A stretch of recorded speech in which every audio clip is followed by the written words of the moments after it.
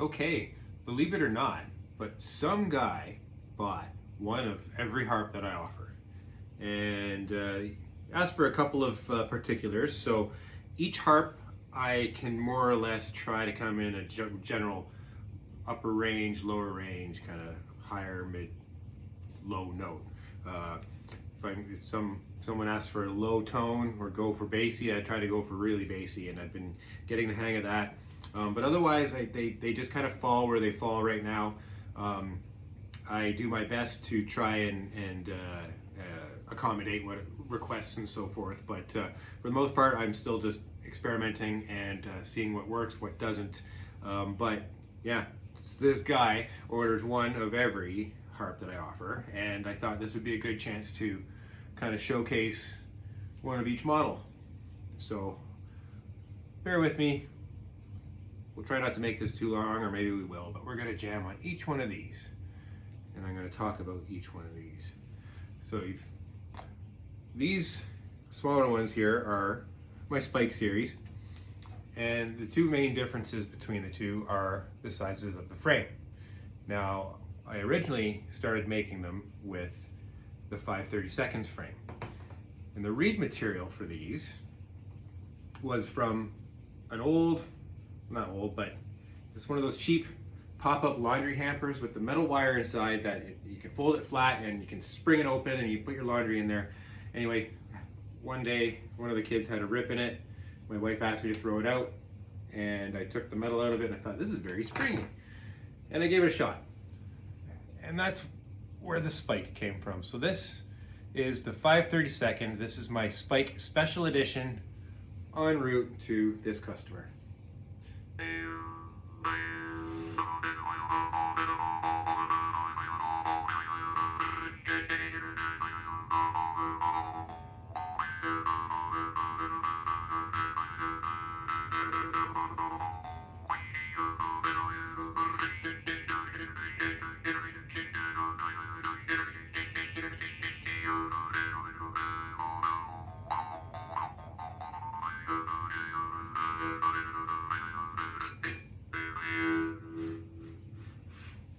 So they do take a little bit of precision because they are kind of flexible. The latest batch, I've gotten better at aligning the reed and stuff, and maybe securing the crimp. But yeah, they do take a little bit of precision because there's a bit of side-to-side flexibility in the reed. But you can generally get forwards, backwards, all kinds of different directions of plucking. You just have to be gentle, don't go too hard. This is the 1/8 frame, and the reason why I offer these is because it's far easier to get the 1/8 frame. And I was concerned that these harps were going to be way too flimsy and flexible, but that has not been the case.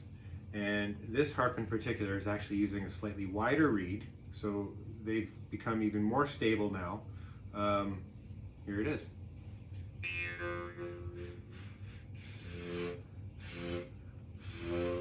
Manual draw start on this one.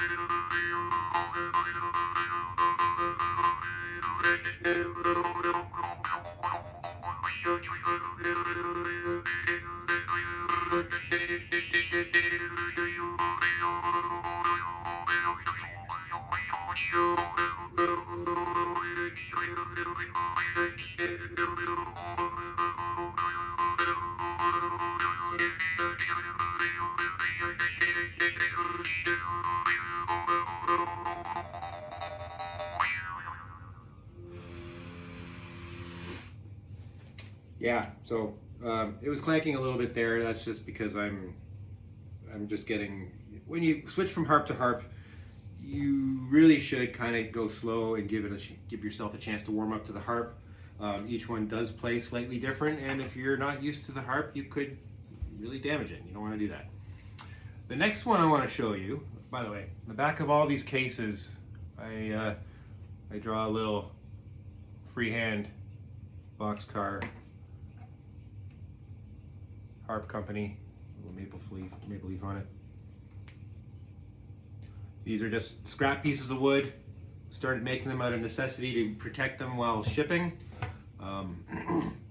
Rather than go buy a bunch of styrofoam, I figured which I'm going to drill anyway. That's how, if you order a harp from the harpery, they put the harp on a piece of styrofoam with a hole drilled through it to protect it. And if I was going to drill, might as well use some scrap wood that I have. And so that's kind of where this started. I do like kind of the rustic, almost industrial, just the way these harps look represent the way I make them. I'm just a guy in my garage with the tools I got, throwing them together, doing my best. This is the one I finished tonight. I actually made this start to finish today because my Etsy store notified me that I need to ship this order out. Even though he's given me plenty of time to do it, I don't want to affect my store rating. So, within a span of 6 hours, including 2 hours in the oven to try experimenting with some coloring on the frame, I got this harp. You'll see, there's the lightning, if I can get it in there. The lightning engraving on the reed. I only engraved the one side. They asked for a low tone, and I decided to just go bassy with this one. This is my last reed of this batch of spring steel from Jamie Bent with the Harpery, and he's going to send me some more. So until then, this was the last one, and I decided to go as bassy as possible because he asked for a low tone. So here we go.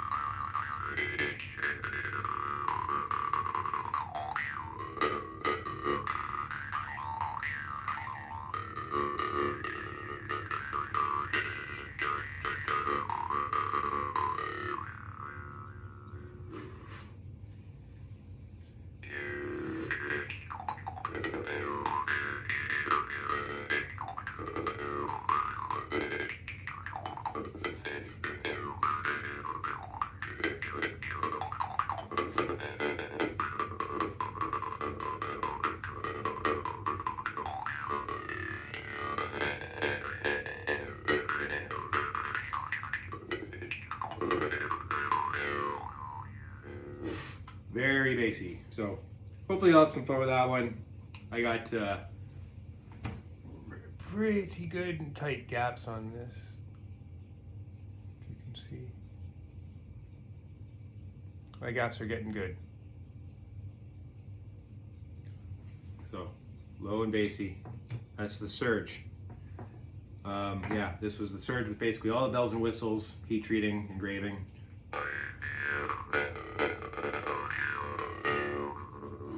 Went with a spiral trigger, which for freehand, actually I don't want to tell you what I went through on this trigger, but turned out pretty good. But that's another thing that I'm doing. It adds extra weight with the extra material in there for the spiral, so that helps with the bass sound. So.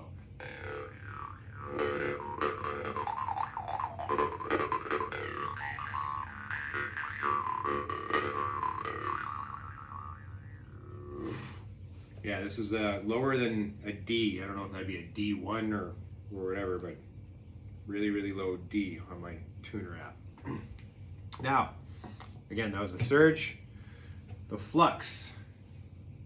This seems to be the one that's all the rage right now on my YouTube channel, even though everybody's ordering the Surge. But this one, really happy with the way this one turned out. This one's got teardrop style trigger. He wanted a higher tone. Now, it's obviously not as high as the Spikes, being a bigger harp. I went for kind of this was the first experiment of the two-tone in the oven heat treating.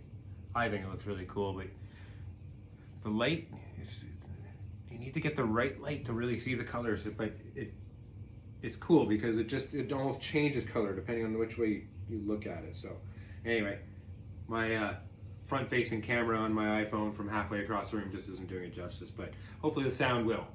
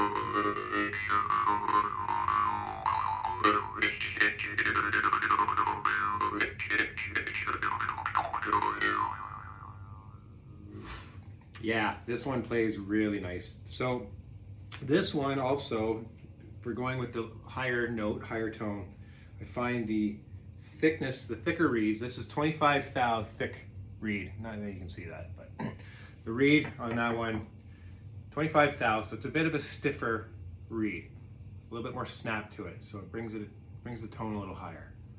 You know, for a relatively similar trigger height, relatively similar harp length, but wider reed, more material, a little narrower, maybe a bit more of a taper on this one, and yeah, snappier action just because of the thickness of the reed. This one again being, pretty sure I used the, oh, maybe they're the same. I used the thinner reed on this one. This one's 20 thou. This one's 25. So anyway.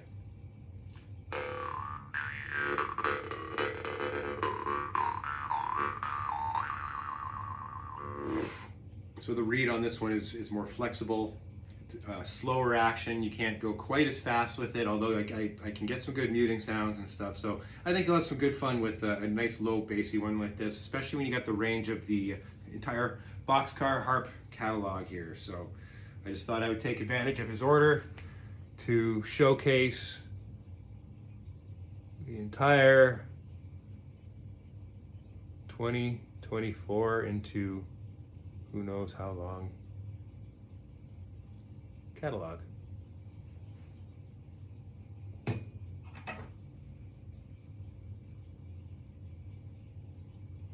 Again, just got to get the light the right way to see the colors.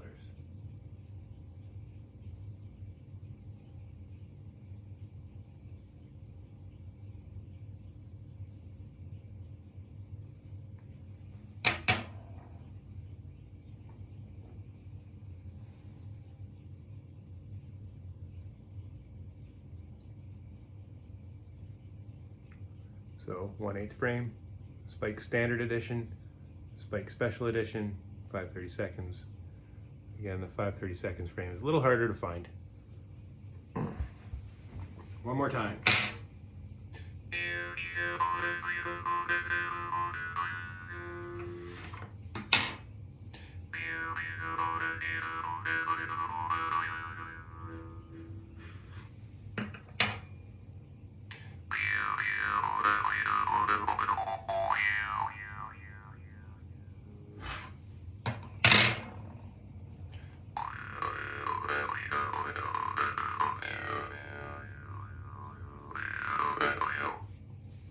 Till then, harp on. See you later.